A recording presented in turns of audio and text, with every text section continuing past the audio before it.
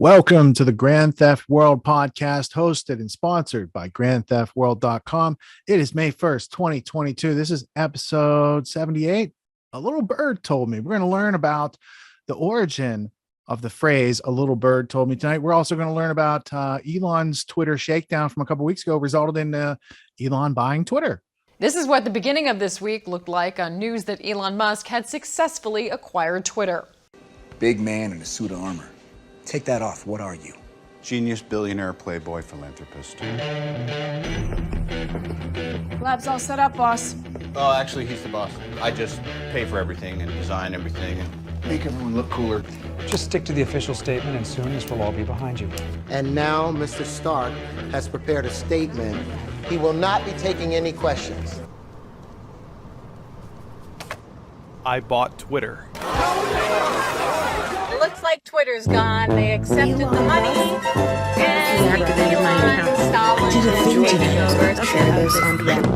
News of the Twitter takeover was plenty covered by legacy media, but was it covered fairly? Newsweek headlines with how to delete Twitter. And Brian Stelter makes the strangest analogy ever. If you get invited to something where there are no rules, where there is total freedom for everybody, do you actually want to go to that party? Or are you going to decide to stay home? And that's a question for Twitter users. Some Twitter users might love the idea. There's going to be absolutely no moderation and no rules at all. Others might not want to be anywhere near that. Am I crazy enough? No, you're right. And what happens to the advertising?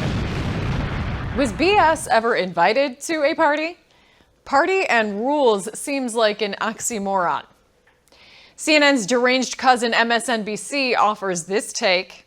If you own all of Twitter or Facebook or what have you, you don't have to explain yourself. You don't even have to be transparent. You could secretly ban one party's candidate or all of its candidates, all of its nominees, or you could just secretly turn down the reach of their stuff and turn up the reach of something else, and the rest of us might not even find out about it till after the election. You mean like what Twitter controllers have been doing to your opposition and even censoring Hunter Biden's laptop before the 2020 election? Here's what Laura from Twitter had to say. A Musk-owned Twitter is one of the greatest threats to the 2022 and 2024 elections. We are effed if this happens. Oh, so they were influencing elections. While critics paint him as an authoritarian supervillain, aren't authoritarians those who apply more control, not less? This genius poses this question. There is a problem with this idea of free speech, and that is, where is the limit? It's called free speech. Any limit would be extremely limited. Musk spells out how he wants it applied, congruent with our laws. The First Amendment fundamentally protects speech that is unpopular, offensive, or even abhorrent. Here's the Washington Post. Elon Musk boosts criticism of Twitter execs, prompting online attacks. This is the same news outlet that just ran with an article doxing a private citizen with an anonymous account. And here's the online attack she got, an actual death threat. So it was WAPO itself that boosted criticism of libs of TikTok, prompting online attacks. How do these people have this little self-awareness? They say they're for fairness. You know, that careful balance of 98.7% for one side. And then when called out for their 2 a.m. immediate request for comment, WAPO edits their piece without so much as an editor's note. As I've said before, so much for retractions in today's unethical news delivery.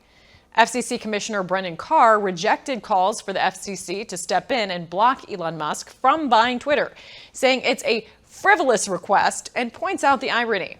You go back to the New York Times, the editor there in the 1950s said that diversity of opinion is the lifeblood of our democracy. The moment that we insist that everyone think the same way we do, our democratic way of life is in danger. And now there's been such a fast pivot when it comes to that, and people want to shut down any divergent view. And it's not just this idea that they don't want to hear divergent views. They don't want those views to exist. They don't want people to be able to exchange political information.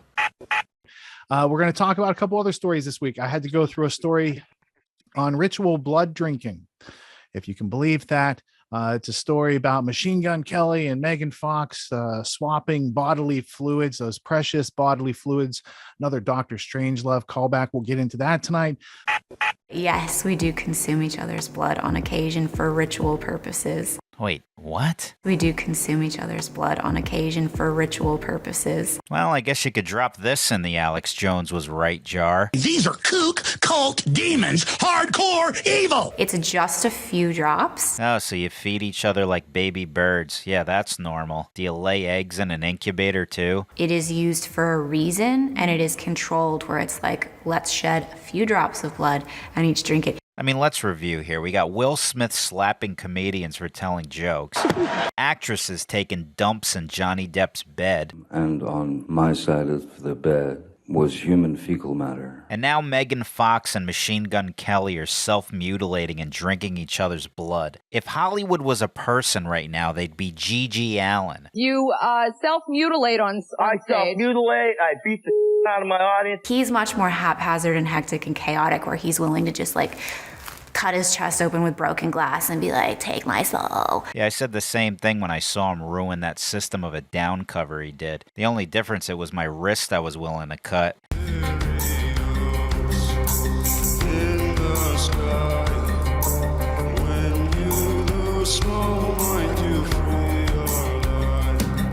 Let me bleed on you.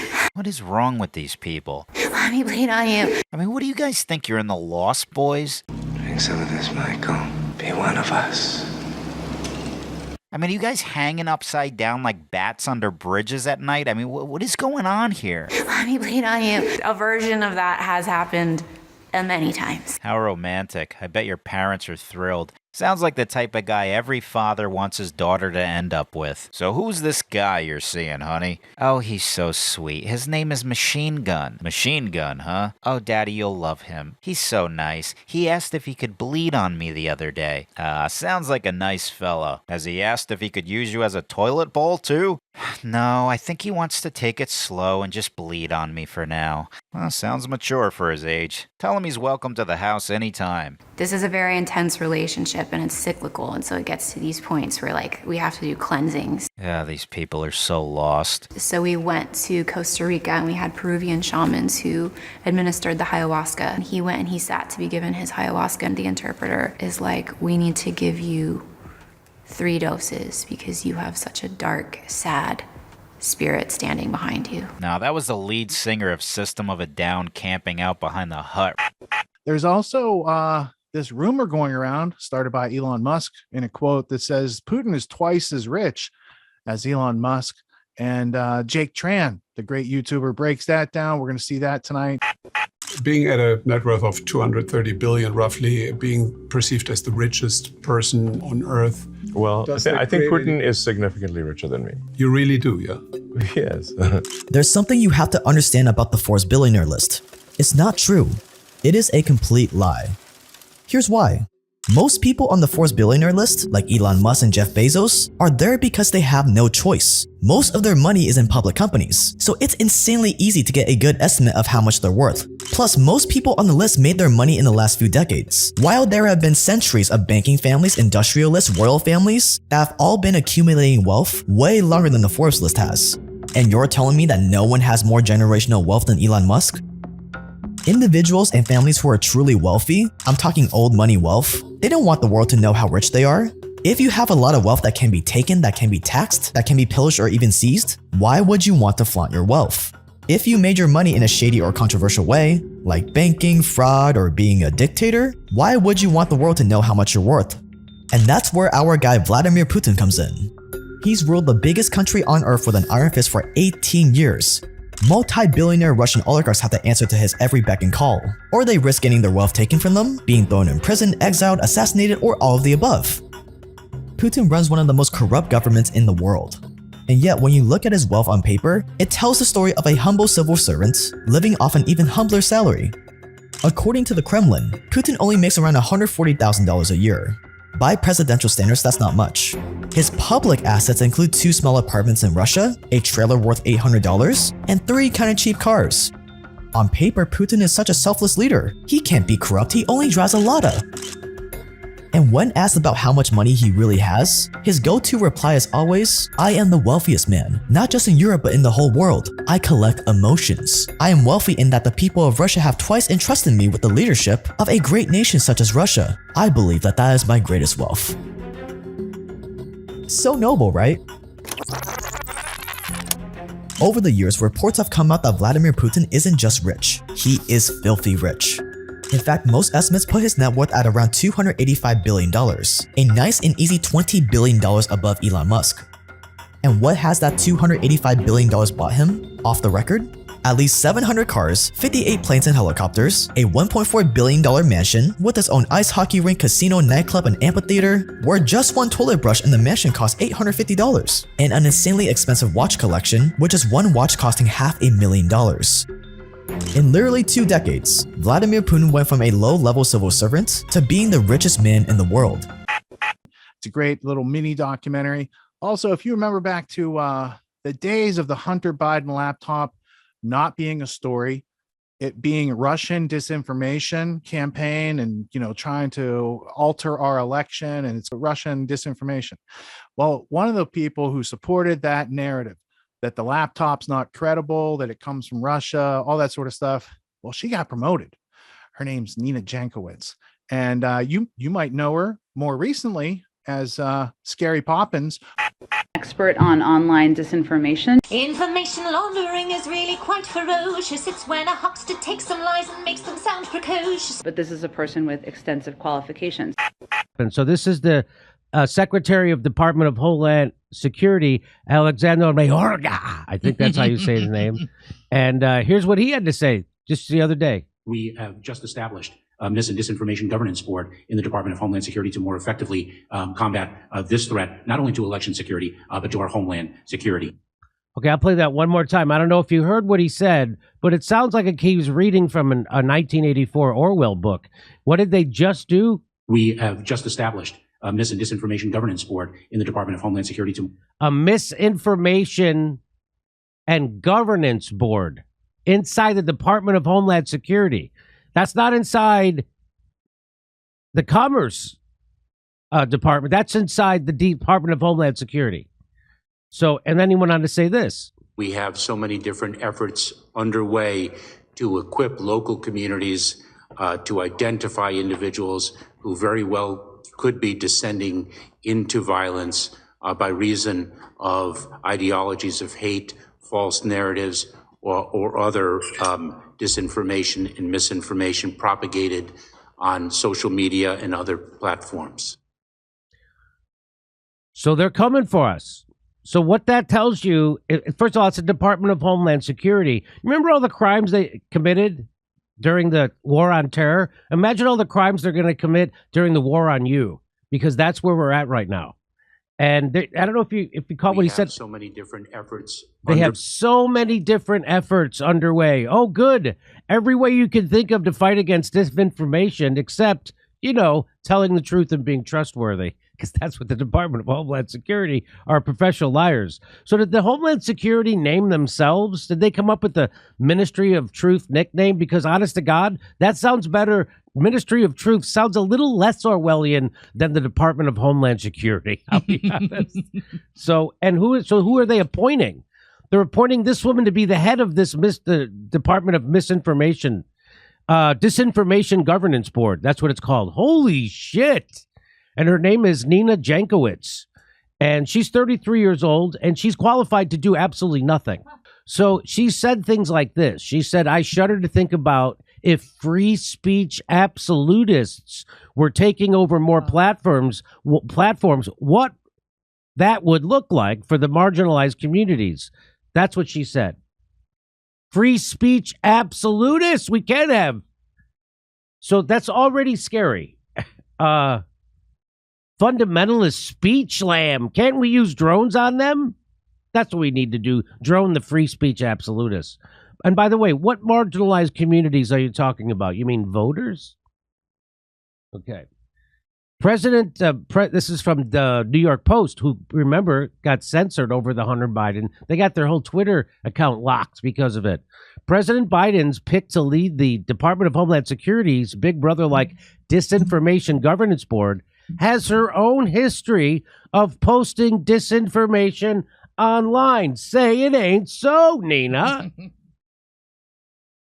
Nina Jankowicz, a disinformation fellow at the Wilson Center, has repeatedly cast doubt on the Post's reporting about Hunter Biden's laptop. She has researched Russian disinformation tactics and online harassment, and she's also previously praised Christopher Steele, the author of the since-discredited and completely bogus Trump-bashing dossier. So that's who she is. There's more. I don't need to go into that. So here she is. That's her. White House pick for Big Brother like disinformation board spread lie about Hunter Biden's laptop. Isn't that interesting? We lose Max? Yes. Okay, good. So the old legend is true. Whoever smelt it dealt it. That's what that is, ladies and gentlemen. If she says she knows, she sees misinformation, that she's definitely the purveyor of it. So there it is. The law. So he admitted that it could be his laptop, even. So lots of news yesterday. So initially missed this piece by Shustry, casting yet more doubt on the provenance of the New York Post Hunter Biden story. So she's a purveyor of misinformation herself, and censorship and lies and electioneering. That's what that is. So here's another one. Not to mention that the emails don't need to be altered to be part of an influence campaign. Voters deserve that context, not a fairy tale about a laptop repair shop. So what she's saying is, if those laptops are true and part of an part of an influence campaign, I don't want to know about those true facts. That's what she's saying. Not to mention that emails don't need to be altered to be part of an influence campaign. Sure, these are Hunter's real emails, but maybe they're being used as part of an influence campaign. You know, like, I give a shit about that, right? Hey, wait, is this true thing part of a influence campaign? Then I don't want to know about it. If it helps the enemies of my party in any way, I'd like to remain in the dark. Can't we set up some kind of ministry of truth to suppress this kind of garbage? Here's another tweet from her.